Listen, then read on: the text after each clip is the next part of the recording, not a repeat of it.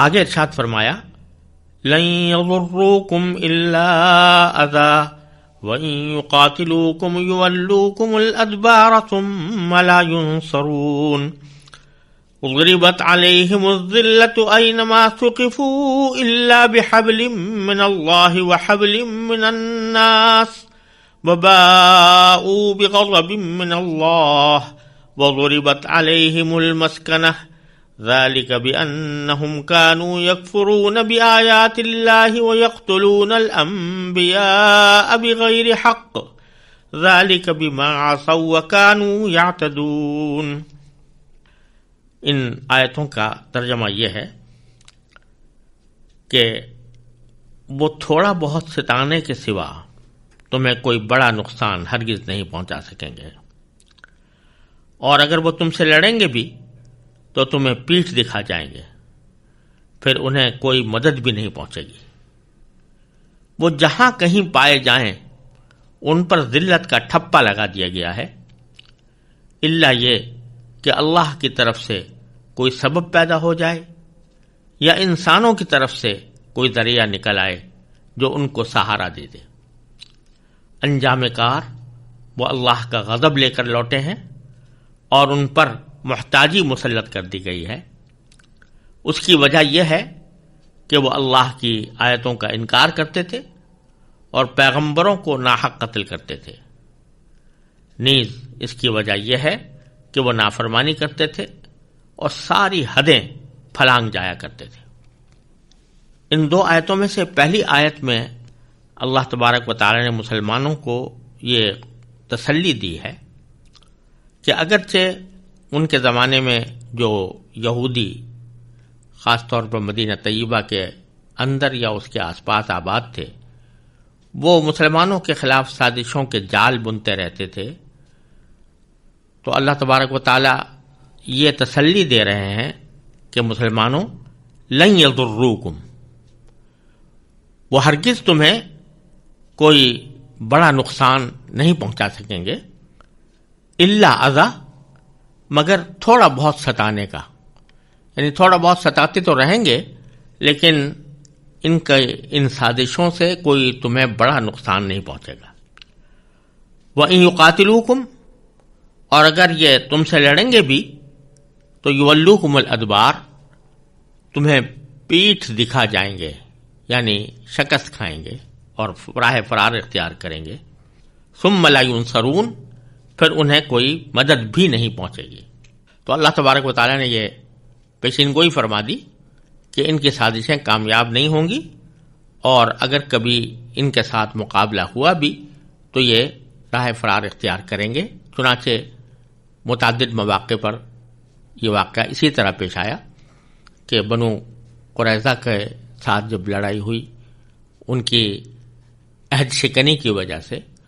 تو اس وقت بھی انہوں نے شکست کھائی، اور پھر خیبر کی جنگ ہوئی تو اس خیبر کی جنگ میں بھی انہوں نے شکست کھائی۔ دوسری آیت میں اللہ تبارک و تعالی نے فرمایا کہ ضربت علیہم الذلہ، ان پر ذلت کا ٹھپا لگا دیا گیا ہے۔ اینما ثقفوا، وہ جہاں بھی کہیں پائے جائیں۔ اس آیت کا جو عام طور سے مطلب سمجھا گیا ہے اور بیشتر مفسرین نے اسی کو اختیار کیا ہے، وہ یہ کہ یہودی لوگ جنہوں نے نبی کریم سرور دو عالم صلی اللہ علیہ وسلم کی رسالت کا انکار کیا، یہ دنیا میں عمومی طور پر ذلت کے ساتھ رہیں گے۔ ان پر ذلت کا ٹھپا لگا دیا گیا ہے، یعنی ذلت کے ساتھ رہیں گے، اور جہاں کہیں ہوں گے ذلت کے ساتھ رہیں گے۔ لیکن ساتھ ہی اللہ تبارک و تعالیٰ نے دو مستثنا چیزیں ذکر کر دی ہیں۔ فرمایا کہ الا بحبل من اللہ، الا یہ کہ اللہ کی طرف سے کوئی سبب پیدا ہو جائے، وحبل من الناس، یا انسانوں کی طرف سے کوئی ذریعہ نکل آئے۔ حبل کا جو لفظ استعمال فرمایا گیا ہے، اس کے لفظی معنی تو رسی کے ہوتے ہیں، اور کسی بھی سبب یا ذریعے کو بھی حبل کہا جاتا ہے، اور جیسا پہلے بھی عرض کیا تھا کہ کوئی معاہدہ کیا جائے تو اس کو بھی عربی زبان میں بکثرت حبل کے نام سے تعبیر کیا جاتا ہے۔ تو اللہ تبارک و تعالی نے اس آیت کریمہ میں یہ بتایا ہے کہ یہودی مذہب والے جو نبی کریم سرور دو عالم صلی اللہ علیہ وسلم کی رسالت سے منکر ہیں اور نبی کریم صلی اللہ علیہ وسلم کی دشمنی پر آمادہ ہیں، وہ دنیا میں عمومی طور پر ذلت کا شکار رہیں گے. ان کی تاریخ میں ان کو ذلت کا سامنا کرنا پڑے گا. البتہ دو صورتیں ایسی ہیں کہ جن میں ذلت ظاہری طور پر ان کی ختم ہو جائے. ایک تو اللہ تعالیٰ نے فرمایا کہ کوئی سبب اللہ تبارک و تعالیٰ کی طرف سے پیدا ہو جائے، یعنی اللہ تعالیٰ کی مشیت ہی کسی وقت اس بات کا فیصلہ کر لے کہ ان کو اس خاص وقت میں اس ذلت سے نجات دینی ہے یا اس ذلت سے الگ رکھنا ہے. ایک تو یہ ہو سکتا ہے، اور اللہ تبارک و تعالیٰ کسی وقت کسی اپنی مشیت سے، اپنی حکمت کے تقاضے سے اس بات کا فیصلہ کر لے کہ اس وقت میں ان کو ذلت کا سامنا نہ کرنا پڑے. اور دوسرے وحبل من الناس، دوسرے یہ ہے کہ انسانوں کی طرف سے کوئی ذریعہ نکل آئے، یعنی انسانوں کے ساتھ کوئی معاہدہ ان کا ہو جائے اور اس معاہدے کی وجہ سے ان کے سہارے یہ عزت اور شوکت حاصل کر لیں. تو یہ بات ہو سکتی ہے عارضی طور پر، لیکن بحثیت مجموعی اگر ان کو دیکھا جائے گا تو ان پر ذلت کا ٹھپا لگا دیا گیا ہے. اس وقت یہودیوں کی جو ریاست قائم ہے اسرائیل کے نام سے، تو اس کے بارے میں بھی یہ جو قرآن کریم نے فرمایا کہ لِحَبْلٍ مِّنَ النَّاسِ، لوگوں سے کوئی ذریعہ پیدا ہو جائے. اس کے لوگوں کا لفظ استعمال کیا، اس میں مسلمانوں کا لفظ نہیں بلکہ لوگوں کا لفظ. اور لوگوں میں مسلمان بھی داخل ہیں کہ کسی وقت مسلمانوں کے ساتھ کوئی معاہدہ ہو جائے، اور دوسرے غیر مسلم بھی داخل ہیں کہ جو ان کی پشت پناہی کے لیے کھڑے ہو جائیں. چنانچہ آج کل جو اسرائیل کی ریاست ہے اس کی پشت پناہی میں امریکہ اور برطانیہ اور مغربی طاقتیں ان کے پشت پر کھڑی ہیں. اسی کے سہارے یہ حکومت قائم ہوئی ہے اور اس نے بظاہر اپنے طور پر شوکت اور عزت حاصل کی ہے، لیکن یہ قرآن کریم کے ارشاد کے مطابق ان کی تاریخ کے اندر ایک استثناء کی حیثیت رکھتی ہے، اور اس استثناء کا اعلان قرآن کریم نے پہلے ہی فرما دیا. لیکن آگے فرماتے ہیں کہ دنیا کے اندر تو یہ ہو سکتا ہے، لیکن وَضُرِبَتْ عَلَيْهِمُ وَبَاءُوا بِغَضَبٍ مِّنَ اللَّهِ، یہ اللہ کی طرف سے اللہ کا غضب لے کر لوٹے ہیں. اور ضربت علیہم المسکنہ، اور ان پر محتاجی مسلط کر دی گئی ہے. اب محتاجی دو طرح کی ہو سکتی ہے. ایک تو یہ کہ فقر و فاقے کا شکار ہوں اور اس کی بنا پر محتاجی ان کے اوپر مسلط ہو، اور تاریخ میں ایسے بہت سے دور گزرے ہیں جن میں یہ فقر و فاقے کا شکار رہے. دوسری محتاجی یہ ہے کہ اپنے وجود کے لیے اور اپنے اجتماعی مفاد کے لیے یہ کسی دوسری قوم کے محتاج ہوں اور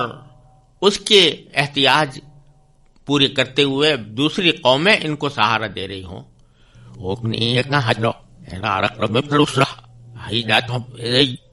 اور کوئی ظاہری طور پر عزت و شوکت ملی ہے تو وہ کسی دوسری قوم کے محتاج ہو کر ملی ہے، اور دوسری قوموں نے ان کی امداد کی ہے. یہ کیوں ہوا؟ اللہ تعالیٰ فرماتے ہیں کہ ذالک بأنہم کانوا یکفرون بآیات اللہ، اس کی وجہ یہ ہے کہ وہ اللہ کی آیتوں کا انکار کرتے تھے. وَيَقْتُلُونَ الْأَنْبِيَاءَ بِغَيْرِ حق، اور پیغمبروں کو ناحق قتل کرتے تھے. یہ ظاہر ہے کہ جو یہودی نزول قرآن کے وقت موجود تھے انہوں نے تو کسی پیغمبر کو قتل نہیں کیا تھا، لیکن ان کی تاریخ میں، بنی اسرائیل کی تاریخ میں ایسے بہت سے واقعات ہیں کہ جب ان کے پاس انبیاء کرام مبعوث ہوئے اور انہوں نے ان کی غلط کاریوں کی بنا پر ان کو سمجھایا کہ تم ان غلط کاریوں سے باز آ جاؤ، ہدایت کا راستہ اختیار کرو، تو انہوں نے بجائے ان کی بات ماننے کے ان کو قتل کر دیا تھا. اور خود بائبل میں ایسے واقعات موجود ہیں، بائبل کے عہد نامہ قدیم میں، کہ جس میں بنی اسرائیل کی طرف سے انبیاء کو قتل کرنے کے بہت سے واقعات ذکر کیے گئے ہیں. تو یہ پرانے بنی اسرائیل نے ایسا کیا تھا، اور چونکہ یہ یہودی جو رسول کریم صلی اللہ علیہ وسلم کے زمانے میں موجود تھے وہ ان کے اس طرز عمل پر کوئی نکیر نہیں کرتے تھے، بلکہ گویا انہوں نے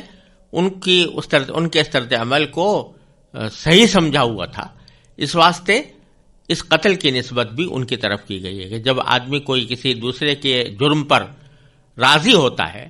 یا اس کی تائید کرتا ہے تو وہ بھی جرم میں برابر کا شریک ہوتا ہے. اسی طرح یہاں پر یہ لوگ انبیاء کرام کے قتل میں اس لیے شریک ہیں کہ وہ اپنے اسلاف جنہوں نے انبیاء کو قتل کیا ان سے انہوں نے کوئی برات کا اظہار نہیں کیا، ان سے انہوں نے اپنی علیحدگی کا اظہار نہیں کیا، بلکہ ان کے قول و فعل کی تائید کرتے رہے. اس واسطے ان کو بھی اسی کا مجرم قرار دیا گیا ہے. یہیں سے یہ بات معلوم ہوتی ہے کہ قرآن کریم کے نگاہ میں جس طرح جرم کا ارتکاب کرنے والا مجرم ہوتا ہے، اسی طرح اس جرم کے ارتکاب پر جو شخص راضی ہو، چاہے اس نے براہ راست وہ جرم کا ارتکاب نہ کیا ہو لیکن اس پر راضی ہو، اس پر خوش ہو، تو وہ بھی اللہ تبارک و تعالیٰ کے نزدیک وہ بھی مجرم ہے. کیونکہ برائی کو کم از کم برائی تو سمجھنا چاہیے، اگرچہ آدمی خود اس کا ارتکاب نہ کر رہا ہو، لیکن اگر اس برائی کو وہ جائز سمجھتا ہے یا اس کو درست سمجھتا ہے تو وہ بھی اللہ تبارک و تعالیٰ کے ہاں برابر کا مجرم ہے. پھر آگے فرمایا ذالک بما عصوا، یہ اس کی وجہ یہ ہے کہ وہ نافرمانی کرتے تھے. معلوم ہوا کہ اصل روگ نافرمانی کا ہے کہ اللہ تبارک و تعالیٰ کا جب حکم آ جائے، اللہ کے پیغمبر کا حکم آ جائے تو اس کو نہ ماننا یا اس کے خلاف اپنا طرز عمل اختیار کرنا یہ عصیان ہے، نافرمانی ہے. وَكَانُوا يَعْتَدُونَ، اور وہ ساری حدیں پھلانگ جایا کرتے تھے، یعنی اس نافرمانی میں کسی حد پر قائم نہیں رہتے تھے بلکہ تمام حدوں سے گزر جاتے تھے.